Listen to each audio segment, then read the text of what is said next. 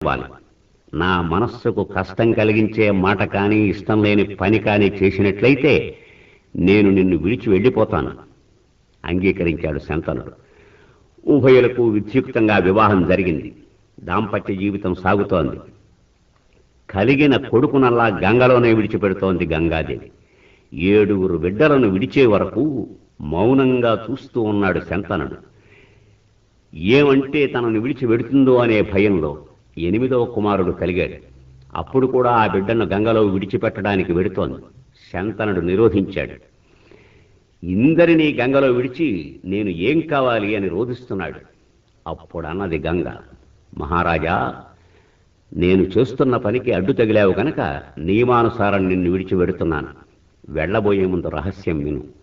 వశిష్ఠ మహర్షి శాపం వల్ల వసువులు 8 నా గర్భాన పుట్టి విముక్తులు కావాలి. వారిలో 8వ వాడు నీకు ఆనందం కలిగిస్తూ ఉంటాడు. వీడికి గంగా ఆనందనుడు అని పేరు పెడుతున్నాను. వీడు నిఖిల విద్యావిధుడై లోకవిఖ్యాతుడవుతాడు. వీడు పెద్దవాడయ్యే వరకు నా దగ్గరే ఉండి విద్యాబుద్ధులు నేర్చుకుని నీ సన్నిధికి వస్తాడు అని కుమారుని వెంట పెట్టుకుని నిజ నివాసానికి వెళ్ళింది. శంతనుడు ఇంటికి చేరాడు.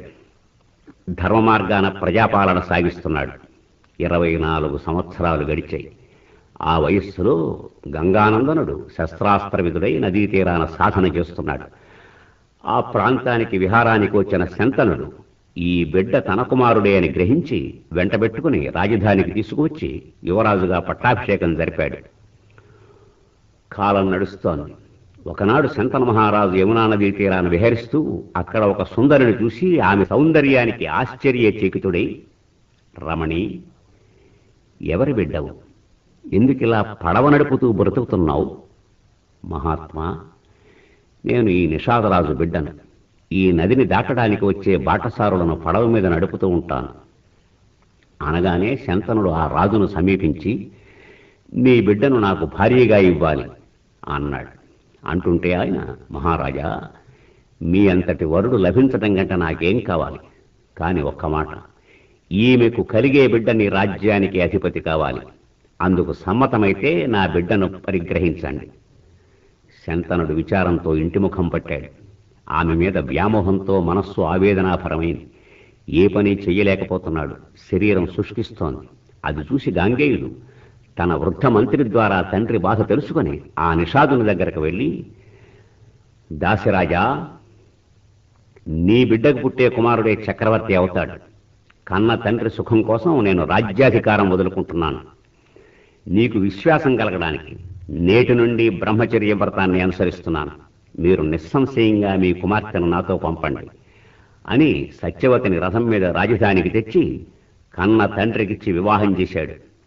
శంతనుడు సంతోషంతో, నాయనా, నీ ధర్మనిష్టకు ఫలంగా స్వచ్ఛంద మరణాన్ని అనుగ్రహిస్తున్నాను అన్నాడు. తండ్రి కోసం బ్రహ్మచర్య వ్రత ప్రతిజ్ఞ చేసిన కారణంగా నాటి నుంచి ఆ భీష్మ ప్రతిజ్ఞ చేసిన వాడు భీష్ముడు అనే పేరుతో లోకంలో ప్రఖ్యాతుడయ్యాడు. శంతనుని వల్ల సత్యవతికి చిత్రాంగద విచిత్ర వీర్యులనే కుమారులు కలిగారు. వారు చిన్నవారుగా ఉండగానే శంతనుని దేహయాత్ర అయిపోయింది. అప్పుడు భీష్ముడు తల్లితో సంప్రదించి చిత్రాంగదుని సింహాసనం ఎక్కించాడు. వాడు బల మద గర్వంతో తిరుగుతూ చిత్రాంగదుడనే గంధర్వుని చేతులలో కన్నుమూశాడు. తరువాయి విచిత్ర వీర్యునికి పట్టాభిషేకం జరిపారు.